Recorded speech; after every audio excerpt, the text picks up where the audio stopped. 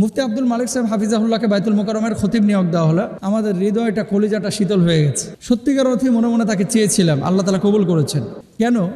মুফতি আব্দুল মালিক সাহেব এমন একজন ব্যক্তি, তিনি বিচারপতি তাকি উসমানী সাহেবের কিন্তু ছাত্র এবং তার সাথে পরামর্শ করেন, মশওয়ারা করেন। 2 নম্বর, মুফতি আব্দুল মালিক সাহেব দেশের যে প্রসিদ্ধ একটা দ্বীনি মার্কাজ বিদ্যাপীঠ মার্কাজুদ দাওয়াহ, এই মার্কাজুদ দাওয়ার কিন্তু প্রধান উনি, প্রতিষ্ঠাতা, এবং এখানকার তিনি মুহাদ্দিস, মুহাক্কিক, মুফতি এবং টিচার, উস্তাজ।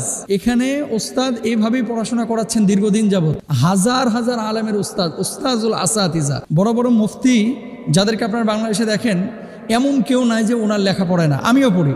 আপনাদের সামনে যখন প্রশ্ন উত্তর করি, অনেক সময় ওস্তাদের এই যে মাসিক আল কাউসার একটা পত্রিকা আছে, এখান থেকে আমি রেফারেন্স কোড করি, কারণ একেবারে অথেন্টিকভাবে তারা সেখানে প্রকাশ করে। আমরাও পড়াশোনা করি সেখান থেকে। তারপরে দেখেন, সৌদি আরবের রিয়াদে অবস্থিত ইমাম মোহাম্মদ ইবনে সাউদ ইসলামী বিশ্ববিদ্যালয় উসুলউদ্দিন অনুষদের অধ্যাপক শেখ আবুল ফাত্তাহ আবু গুদ্দা রহিমাহুল্লাহর অধীনে তিনি 2 বছর হাদিস এবং ইসলামী আইন বিষয়ে উচ্চতর গবেষণা করেছেন।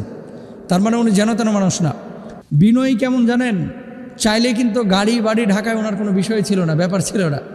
কিন্তু যে স্যান্ডেলটা পরে আপনি দেখবেন, ওই যে রিক্সাওয়ালা ভাইরা প্যাডেল ঘোরাইতে ঘোরাইতে একেবারে চটি হয়ে যায় না, উনি এয়ারপোর্টে যাক আর বিদেশে যাক, এরকম একেবারে এত বিনয়ী মানুষ।